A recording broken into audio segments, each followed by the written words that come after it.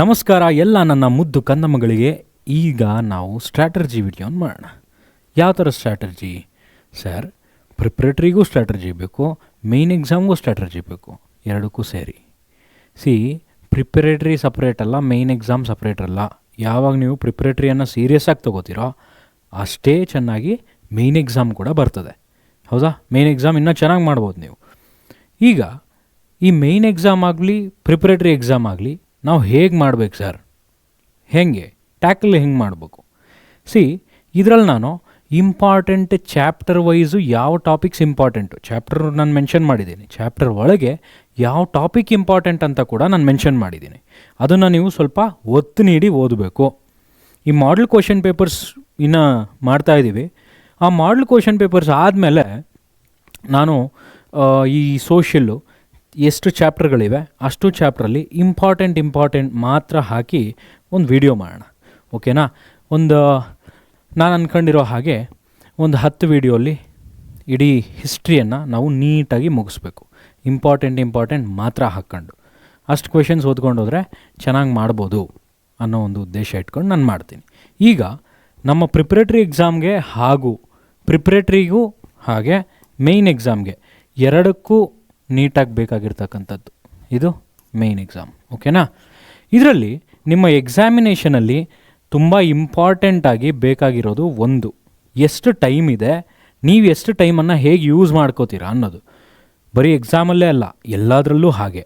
ಈಗ ಪ್ರಮುಖವಾಗಿ ಸೋಷಿಯಲ್ ನೋಡೋದು ಹಾಗೆ 3 ಅವರ್ನ ಎಕ್ಸಾಮು, 15 ನಿಮಿಷ ನಿಮಗೆ ಗ್ಲ್ಯಾನ್ಸಿಂಗು, ಅಂದರೆ ಟೋಟಲ್ಲು 3.15 ನಿಮಿಷ ನಿಮ್ಮ ಟೈಮ್ ಡ್ಯೂರೇಷನ್ ಇರುತ್ತೆ, ಎಕ್ಸಾಮ್ ಟೈಮ್ ಡ್ಯೂರೇಷನ್. ಅದರಲ್ಲಿ ಈ 3 ಅವರ್ ಏನಿದೆ, ಈ 3 ಅವರು ನಿಮಗೆ ಬರೆಯೋದಕ್ಕೆ ಸಾಕಾಗುತ್ತೆ. ಇನ್ನು ಈ 15 ನಿಮಿಷ ನಿಮ್ಮ ಪೇಪರನ್ನು ನೀವು ಸ್ಕ್ಯಾನ್ ಮಾಡಲಿಕ್ಕೆ ಅಂತ ಕೊಟ್ಟಿರ್ತಕ್ಕಂಥದ್ದು.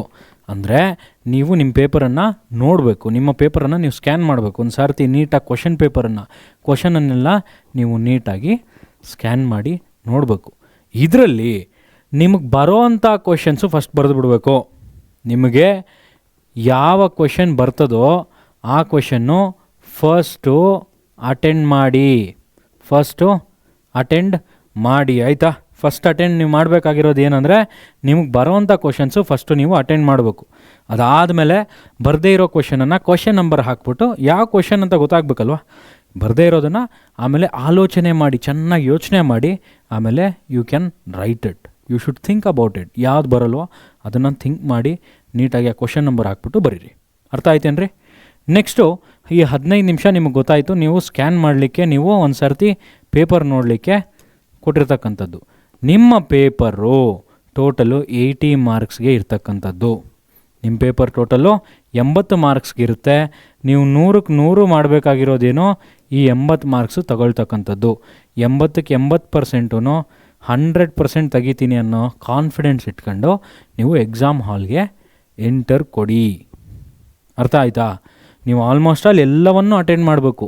ಅದರಲ್ಲೂ ಈ ಹಿಸ್ಟ್ರಿ, ಎಕನಾಮಿಕ್ಸು, ಸೋಷಿಯೋ, ಏನು ನಿಮ್ಮ ಸೋಷಿಯಲ್ ಸೈನ್ಸ್ ಇದೆ, ಈ ಪೂರ್ತಿ ಎಲ್ಲದೂ ಡಿಪೆಂಡ್ ಆಗಿರೋದು ಯಾವುದರ ಮೇಲೆ ನಿಂತಿದೆ, ಯಾವುದರ ಬೇಸ್ ಮೇಲೆ ನಿಂತಿದೆ. ಇದಕ್ಕೆ ಬೇಸ್ ಏನು ಅಂತ ಕೇಳೋದಾದರೆ ಪಾಯಿಂಟ್ಸೇ ಇದ್ರ ಬೇಸು. ನೆನ್ಪಿಟ್ಕೊಳ್ಳಿ, ಈ ಪಾಯಿಂಟ್ಸೇ ಇದ್ರ ಬೇಸು. ಈ ಸಬ್ಜೆಕ್ಟಲ್ಲಿ ನೀವು ಮಾರ್ಕ್ಸ್ ಸ್ಕೋರ್ ಮಾಡೋದು ಈ ಪಾಯಿಂಟ್ಸ್ ಮೇಲೆ. ಪಾಯಿಂಟ್ಸ್ ಆದಮೇಲೆ ನೀವೇನು ಬೇಕಾದರೂ ಮಾಡ್ಕೋಬಹುದು. ಈಗ ಯಾವ ಮೇಯ್ನ್ ಇದೆ, ಎಷ್ಟೆಷ್ಟು ಮಾರ್ಕ್ಸ್ ಇದೆ ಅಂತ ಒಂದು ಸರ್ತಿ ನೋಡಿ. ಅದಾದಮೇಲೆ ಇಂಪಾರ್ಟೆಂಟ್ ಚಾಪ್ಟರ್ಸು ಮತ್ತು ಇಂಪಾರ್ಟೆಂಟ್ ಟಾಪಿಕ್ಸನ್ನು ನೋಡೋಣ. ಅರ್ಥ ಆಯಿತಾ? ಈಗ ಫಸ್ಟು ಮೇಯ್ನ್ಸು ನಿಮಗೆ ಟೋಟಲ್ಲು 1, 2, 3, 4, 5, 6 ಎಷ್ಟು ಟೋಟಲ್ ನಿಮಗೆ 6 ಮೇಯ್ನ್ಗಳು ಬರ್ತವೆ. 6 ಮೇಯ್ನ್ಸ್ ಟೋಟಲ್ 6 ಮೇಯ್ನ್ಗಳು ಬರ್ತವೆ. 6 ಮೇಯ್ನಿಂದ 80 ಕ್ವೆಶನ್ಸ್ಗಳು ಬರ್ತವೆ. 80 ಮಾರ್ಕ್ಸ್ಗೆ ಕೊಡ್ತಾರೆ. ಓಕೆನಾ? 80 ಮಾರ್ಕ್ಸ್ಗೆ ಕೊಡ್ತಾರೆ. ಫಸ್ಟ್ ಮೇಯ್ನಿಂದು 8 ಕ್ವೆಶನ್ ಕೊಡ್ತಾರೆ. ಒಂದು ಕ್ವೆಶನ್ಗೆ 1 ಮಾರ್ಕ್ಸು. ಹಾಗೆ ಎರಡನೇ ಮೇಯ್ನ್ಗೆ 8 ಕ್ವೆಶನ್ಸು, 9, 4, 1 ಕ್ವೆಶನ್ನು. ಹೀಗೆ ಮೂರನೇ ಮೇಯ್ನು ಇದೆಯಲ್ಲ, 2 ಮಾರ್ಕ್ಸಿಂದಾಗಿರುತ್ತೆ. 8 ಕ್ವೆಶನ್ ಕೊಡ್ತಾನೆ. 3 ಮಾರ್ಕ್ಸಿಂದು 9, 4 ಮಾರ್ಕ್ಸಿಂದು 4, 5 ಮಾರ್ಕ್ಸಿಂದು 1. 5 ಮಾರ್ಕ್ಸಿಂದು ಒಂದು ಇನ್ನೇನಿದು ಮ್ಯಾಪ್, ಇದು ಮ್ಯಾಪ್ ಬರೀಬೇಕು. ಹಾಗೆ 8 marks 16 marks 27 marks 16 marks 5 marks. ಓಕೆನಾ? ಅರ್ಥ ಆಯ್ತಾ ಫಾರ್ಮೇಟು? ಇದು ಟೋಟಲ್ ನಿಮಗೆಲ್ಲ ಸೇರಿಸಿ ಎಷ್ಟು ಮಾರ್ಕ್ಸ್ಗೆ ಇರೋದ್ರಿ? Total 80 marks. ಟೋಟಲು 80 ಮಾರ್ಕ್ಸಿಗೆ ಬರ್ತಕ್ಕಂಥದ್ದು. ಈ 80 ಮಾರ್ಕ್ಸನ್ನು ನೀವು ನಿಮ್ಮ ಟೈಮ್ ಡ್ಯೂರೇಷನಲ್ಲಿ ಡಿವೈಡ್ ಮಾಡಿದ್ದೀನಿ. ನಿಮ್ಮ ಟೈಮ್ ಡ್ಯೂರೇಷನಲ್ಲಿ ನೀವು ಅದನ್ನು ಡಿವೈಡ್ ಮಾಡ್ಕೊಂಡಿದ್ದೀರಾ. 3 ಅವರಲ್ಲಿ ನಾನು ಹೇಗೆ ಅಟೆಂಡ್ ಮಾಡಬೇಕು ಎಲ್ಲವನ್ನು ಅಂತ ಹೇಳಿ, ಹೇಗೆ ನಾನು ಎಲ್ಲ ಅಟೆಂಡ್ ಮಾಡ್ತೀನಿ ಅನ್ನೋದಾದರೆ, ಫಸ್ಟ್ ಮೈನ್ಗೆ ನೀವು 15 ನಿಮಿಷ ಕೊಡಬೇಕು. 2ನೇ ಮೈನ್ಗೆ 15 ನಿಮಿಷ ನೀವು ಕೊಟ್ಟು ಬರೀಬೇಕಾಗುತ್ತೆ. ಹಾಗೆ 3ನೇ ಮೈನು ಅಂದರೆ 2 ಮಾರ್ಕ್ಸಿನ ಕ್ವಶನ್ಗೆ 30 ನಿಮಿಷ ನೀವು ಟೈಮ್ ಕೊಡಬೇಕು. ತದನಂತರ ಇನ್ನು ಮಿಕ್ಕಿದ ಈ 3 ಏನಿದೆಯಲ್ಲ, ಈ 3ಕ್ಕೂ ಸೇರಿಸಿ ನೀವು ರೆಸ್ಟ್ 1.5 ಅವರು ಇದಕ್ಕೆ ನೀವು ಕೊಡಬೇಕಾಗುತ್ತೆ ಅಂತ ಹೇಳಿ ನಾನು ಹೇಳಿದ್ದೀನಿ. ಇದಕ್ಕಿಂತ ಮುಖ್ಯ ಒಂದು ಹೇಳಬೇಕು, ನಾನು ಇಷ್ಟೆಲ್ಲ ನಾನು ಬರ್ದಿದ್ದೀನಿ, ನೀವು ಇಷ್ಟಕ್ಕೆ ಇಷ್ಟು ಅವರ್ ಕೊಡಬೇಕು, ಅಷ್ಟು ನಿಮಿಷ ಕೊಡಬೇಕು. Nothing will work in your exam. ಇದನ್ನು ಕರೆಕ್ಟಾಗಿ ನೆನ್ಪಿಟ್ಕೊಳ್ಳಿ. ನಾನೇ ಇದು ಬರೆದಿದ್ದು ನಾನೇ ಹೇಳ್ತಾ ಇದ್ದೀನಿ ಇಷ್ಟು ಟೈಮ್ ಕೊಡಬೇಕು ಅಂತ. ನಾನೇ ಹೇಳ್ತಾ ಇದ್ದೀನಿ ಆ ಟೈಮ್ ನೀವು ಕೊಡೋಕ್ಕಾಗಲ್ಲ ಅಂತ. ನೋಡಿ ಮಕ್ಕಳೇ, ಯಾವತ್ತೂ ಅಷ್ಟೇ, don't worry about time, you should worry about your speed. Speed is nothing but time. The way you speed up your answering, the way you speed up your mental health, ನೀವು ಅದನ್ನು speed ಮಾಡ್ಕೋಬೇಕು. Thinking capacity speed ಮಾಡ್ಕೊಳ್ಳಿ. Practice ಮಾಡಿದರೆ ಆಟೋಮೆಟಿಕ್ಕಾಗಿ speed ಬರುತ್ತೆ. ಆ ಸ್ಪೀಡನ್ನು ನೀವು tackle ಮಾಡಿದಾದರೆ ಈ ಟೈಮ್ ಟ್ಯಾಕಲ್ ತುಂಬ ಇಂಪಾರ್ಟೆಂಟು. ಈ ಟೈಮ್ ಟ್ಯಾಕಲ್ ಬೇಗ ಆಗಿಬಿಡುತ್ತೆ. ಸ್ಪೀಡ್ ಎಷ್ಟು ಬೇಗ ಆಗುತ್ತೋ ಅಷ್ಟು ಬೇಗ ನೀವು ಟೈಮನ್ನು ಕೂಡ ಕೊಡ್ತೀರಾ, ಟೈಮನ್ನು ಕೂಡ ತೆಗೆದು ಇದಕ್ಕೆ ಕೊಡಬಹುದು ಅಂತ ಹೇಳ್ತಿದ್ದೀನಿ. Everything is depended upon your speed. ಓಕೆನಾ? ಸ್ಪೀಡಾಗಿ ಓದಬೇಕು, ಸ್ಪೀಡಾಗಿ ಬರೀಬೇಕು, ಎಲ್ಲ ಸ್ಪೀಡಾಗಿ ಮಾಡಬೇಕು ಅಂತ ಹೇಳ್ತೇನೆ. ಇಲ್ಲ ಅಂದರೆ ಇಷ್ಟು ಟೈಮ್ ಅದಕ್ಕೆ ಕೊಡಬೇಕು, ಅಷ್ಟು ಟೈಮ್ ಇದಕ್ಕೆ ಕೊಡಬೇಕು ಅಂದರೆ ನೀವು ಯಾವುದಕ್ಕೂ ಕೊಡೋಕ್ಕಾಗಲ್ಲ. ಹಂಗೆ ಯಾವುದೇ ಕಾರಣಕ್ಕೂ ಕೊಡೋಕ್ಕಾಗಲ್ಲ. ನಾನು ಒಂದೇ ಮೈನು ನೀವು ಟೈಮ್ ಯಾವತ್ತೇ ಆಗಲಿ ನೀವು ಓದಬೇಕಾದ್ರೆ ನೋಡಿ, ಒಂದು ಟೈಮನ್ನು ಇಟ್ಬಿಟ್ಟು ಈ ಟೈಮ್ಗೆ ಓದಬೇಕು, ಈ ಟೈಮ್ಗೆ ಹೋಗ್ಬೇಕು, ನೋಡ್ಕೊಂಡು ಓದ್ರಿ ಅಂದ್ಕೊಳ್ಳಿ, ಆವತ್ತಿಗೆ ಅದು ಡೆಮಾಲಿಷ್ ಆಯಿತು ಅಂತಲೇ ಲೆಕ್ಕ. ಟೈಮ್ ಇಟ್ಕೋಬೇಡಿ. ಟೈಮು ಜಸ್ಟ್ ಮೈಂಡಲ್ಲಿರಬೇಕು. 1 ಅವರು ಎಷ್ಟು ಓದಬೇಕು ಅದು ಇಂಪಾರ್ಟೆಂಟು. ನಾನು ಇವಾಗ 2 ಚಾಪ್ಟರ್ ಮುಗಿಸ್ಬೇಕು, 1 ಅವರಲ್ಲಿ ಮುಗಿಸ್ಬೇಕು. Speed up your reading, speed up your writing. ಬರೆಯೋದನ್ನು ಸ್ಪೀಡ್ ಮಾಡಿ. ಅರ್ಥ ಆಯಿತಾ? ಆಗ ಟೈಮ್ ಅದರಷ್ಟಕ್ಕದೇ ಪಿಕಪ್ ಆಗಿಬಿಡುತ್ತೆ. ಅದನ್ನು ನೀವು ತಲೆಯಲ್ಲಿ ಇಟ್ಕೊಳ್ಳಿ ಮಕ್ಕಳ. ನೆಕ್ಸ್ಟ್ ಈಗ ಇಂಪಾರ್ಟೆಂಟ್ ಟಾಪಿಕ್ಸಿಗೆ ಬರೋಣ. Most important chapters and topics of history ಬಗ್ಗೆ ಮಾತಾಡೋಣ. ಹಿಸ್ಟ್ರಿಯ ಇಂಪಾರ್ಟೆಂಟ್ ಚಾಪ್ಟರ್ಸು ಮತ್ತು ಟಾಪಿಕ್ಸ್ ಬಗ್ಗೆ ನಾವು ಮಾತಾಡೋಣ ಈಗ. ಓಕೆನಾ? ಅಡ್ವೆಂಟ್ ಆಫ್ ಯುರೋಪಿಯನ್ಸಿಂದ ನಿಮಗೆ ಕ್ವಶನ್ ಆಗುತ್ತೆ. ಆಂಗ್ಲೋ ಮೈಸೂರು ವಾರಿಂದ ಕೂಡ ನಿಮಗೆ ಕ್ವಶನ್ ಆಗುತ್ತೆ. ಆಂಗ್ಲೋ ಮರಾಠ ವಾರಿಂದ ಕೂಡ ನಿಮಗೆ ಕ್ವಶನ್ ಆಗುತ್ತೆ. The first war of independence 1857 ಕೂಡ ಆಗುತ್ತೆ. ಈ ನ್ಯಾಷನಲ್ ಮೂಮೆಂಟಲ್ಲಿ ಒಂದು ಮಾಡ್ರೇಟ್ಸು, ಎಕ್ಸ್ಟ್ರೀಮಿಸ್ಟ್ಸು, ಗಾಂಧಿಯನೇರ, ಇವು 3ರಿಂದ ಕ್ವಶನ್ ಆಗುತ್ತೆ. ಇದು ಪೂರ್ತಿ ಚಾಪ್ಟರು. ಈ ಚಾಪ್ಟರಲ್ಲಿ ಬಹುಮುಖ್ಯವಾಗಿ ನೀವು ಕೊಡಬೇಕಾಗಿರೋದು ಪ್ರಾಮುಖ್ಯತೆ ಯಾವುದಕ್ಕೆ ಅಂದರೆ, the first advent of Europeans of India ಕೊಡಿ. ಮೈಸೂರು ವಾರು, ಮರಾಠ ವಾರು ಓದ್ಕೊಳ್ಳಿ. The first war of independence ಇದು ತುಂಬ ಈಸಿ ಆ್ಯಂಡ್ ಇಂಪಾರ್ಟೆಂಟು. ಇದಕ್ಕೂ ಕೊಡಬೇಕು. ಇಲ್ಲಿ ಇರ್ತಕ್ಕಂಥ 5 ಚಾಪ್ಟರ್ಗಳು, ಹಾಗೆ ಇನ್ನೆರಡಿದೆ, ಅವೆರಡೂ ಕೂಡ ಇಂಪಾರ್ಟೆಂಟ್. ಈ 5 ಚಾಪ್ಟರ್, ಫಸ್ಟ್ 5 ಚಾಪ್ಟರ್ಸ್ ಅಂತೂ must and should very important. ಎಲ್ಲವನ್ನು ಓದಬೇಕು. ಎಲ್ಲ ಸಹ ನಿಮ್ಮ ಎಕ್ಸಾಮ್ ಆಗೋ ಒಳಗಾಗಿ ಎಲ್ಲ ಮುಗಿಸ್ಕೊಡ್ತೀನಿ, ಇಂಪಾರ್ಟೆಂಟ್ ಸಮೇತ ನಿಮಗೆಲ್ಲ ನಾನು ಮುಗಿಸ್ಕೊಡ್ತೀನಿ. ಓಕೆನಾ? ನೆಕ್ಸ್ಟ್ ನೋಡಿ, ಸೋಷಿಯೋ ಮತ್ತು ರಿಲಿಜಿಯಸ್ ರಿಫಾರ್ಮ್ಸಲ್ಲಿ ಬ್ರಹ್ಮ ಸಮಾಜ ಆಗಲಿ, ಆರ್ಯ ಸಮಾಜ ಆಗಲಿ, ಸತ್ಯಶೋಧಕ ಸಮಾಜ ಆಗಲಿ, ಇವು 3 ಸಹ ತುಂಬ ಇಂಪಾರ್ಟೆಂಟು. ಈಗ ತಾನೇ ಒಂದು ವಿಡಿಯೋ ಆಗಿದೆ, ಅದ್ಯಾವುದು ಮಾಡೆಲ್ ಕ್ವಶನ್ ಪೇಪರ್ 3, ಅದರಲ್ಲಿ ಸತ್ಯಶೋಧಕ ಸಮಾಜ ಬಗ್ಗೆ ಹೇಳಿದ್ದೀನಿ ನೋಡಿ. ಇದ್ರ ಬಗ್ಗೆ ಮಾಡಿದ್ದೀವಿ ನಾವು.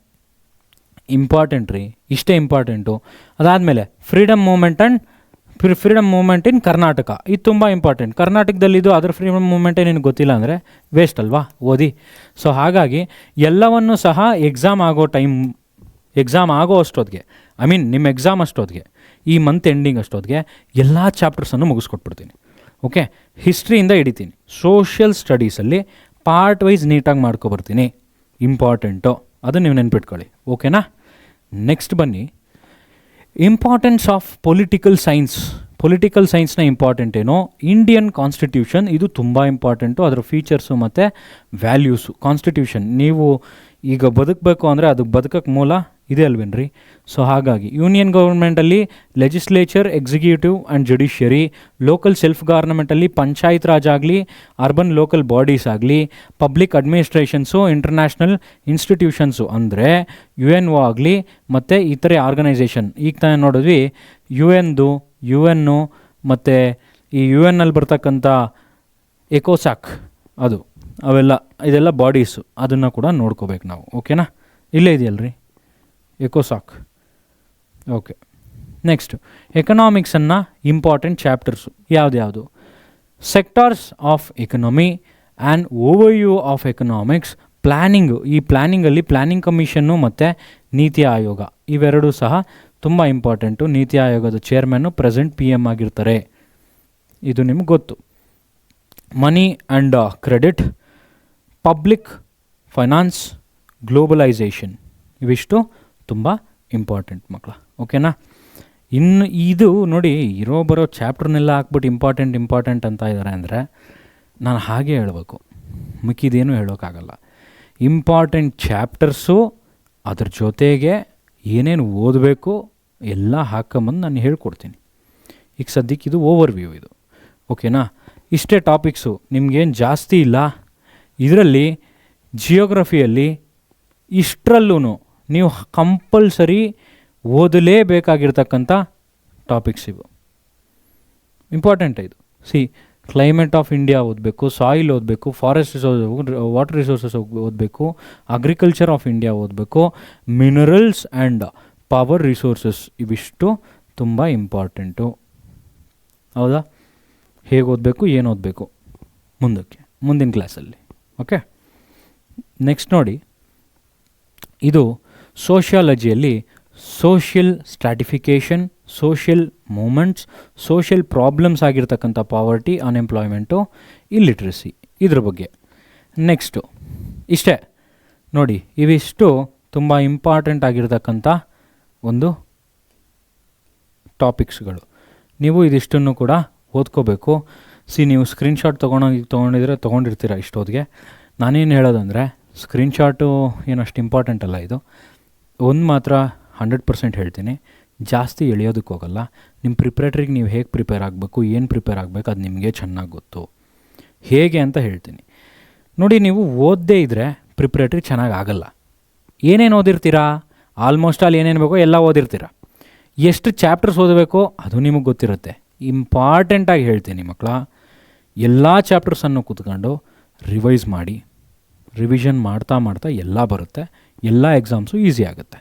ನಿಮ್ಗೆ ಎಷ್ಟು ಟೈಮ್ ಡ್ಯೂರೇಷನ್ನು, ಎಷ್ಟು ಅದು ಇದು ಆಳು ಮುಳು ಮಣ್ಣು ಮಸಿ, ಈ ಆಳು ಮುಳು ಹೇಳೋರು ಬೇಜಾನ್ ಜನ ಇದ್ದಾರೆ. ಹೌದಾ? ಆದರೆ ಪರ್ಫೆಕ್ಟಾಗಿ ನಾವು ತಿಳ್ಕೋಬೇಕು. ಯಾರೋ ಸ್ಟೂಡೆಂಟ್ ಆಗಿರ್ತಕ್ಕಂಥ ನೀವು ಅದನ್ನು ತಿಳ್ಕೊಂಡು ಅರ್ಥಕೋಬೇಕು. ಇಲ್ಲಿ ಹೇಳಿದ್ದೀನಿ, ಮುಗೀತು, ಹೋಗ್ಬೇಕು, ಬುಕ್ ತೆಗಿಬೇಕು, ಒಂದು ಕಡೆಯಿಂದ ಬರಬೇಕು, ಪೂರ್ತಿ ಓದ್ಕೊಂಬರ್ಬೇಕು. ನಾನು ಪ್ಲ್ಯಾನ್ ಮಾಡ್ತಾಯಿದ್ದೇನೆ, ಆದಷ್ಟು ಇದಿಷ್ಟು ಸಹ ಇಂಪಾರ್ಟೆಂಟ್ ಆಗಿರೋದವು ಏನೇನಿದ್ದಾವೆ ಅದೆಲ್ಲ ಪೂರ್ತಿ ನಿಮ್ಮ ಎಕ್ಸಾಮ್ ಆಗೋ ಅಷ್ಟೊತ್ತಿಗೆ ಅದಕ್ಕೊಂದು ಸಪ್ರೇಟ್ ಪ್ಲೇಲಿಸ್ಟ್ ಮಾಡಿಸ್ತೀನಿ, ನೀಟಾಗಿ ಎಲ್ಲ ಮುಗಿಸ್ಬಿಟ್ಟು ಕೊಡ್ತೀನಿ. ಓಕೆ, ಆರಾಮಾಗಿರಿ. ಅದೇನಿದೆಯೋ ಅದು ಮಾಡೋಣ, ಎಂಥ ತಲೆಗೆಡಿಸ್ಕೊಳೋದೇನಿಲ್ಲ. ಓಕೆನಾ? ಇದ್ರದ್ದೇನಿದೆ ನೆಕ್ಸ್ಟು ಬರೋ ಕ್ಲಾಸಲ್ಲಿ ಇನ್ನೂ ಬ್ರೀಫಾಗಿ ಹೇಳೋಣ. ಇಷ್ಟಕ್ಕೆ ನಾನು ಸ್ಟಾಪ್ ಮಾಡ್ತೀನಿ. ಇಂಪಾರ್ಟೆನ್ಸ್ ಇಷ್ಟೇ, ಇದಕ್ಕಿಂತ ಜಾಸ್ತಿ ಏನಿಲ್ಲ. ಓಕೆ, ನೋಡ್ಕೊಳ್ಳಿ ಇಂಪಾರ್ಟೆಂಟ್ ಚಾಪ್ಟರ್ಸು, ಈ ಮೇಯ್ನ್ಸ್ ಎಲ್ಲ ನೀಟಾಗಿ ನೋಡ್ಕೊಳ್ಳಿ. ಓಕೆನಾ? ಇಷ್ಟಕ್ಕೆ ನಾನು ಈ ಒಂದು ಸ್ಟ್ರಾಟಜಿ ವಿಡಿಯೋನ ಮುಗಿಸ್ತೀನಿ. ಓಕೆ, ಮಿಕ್ಕಿದ್ದೇನಾದರೂ ಡೌಟ್ ಇದ್ದರೆ ಕಮೆಂಟ್ ಸೆಕ್ಷನಲ್ಲಿ ಹಾಕಿ, ಆಮೇಲೆ ನೋಡೋಣ. ಸರಿನಾ ಮಕ್ಕಳ? ಬರೋದಾ?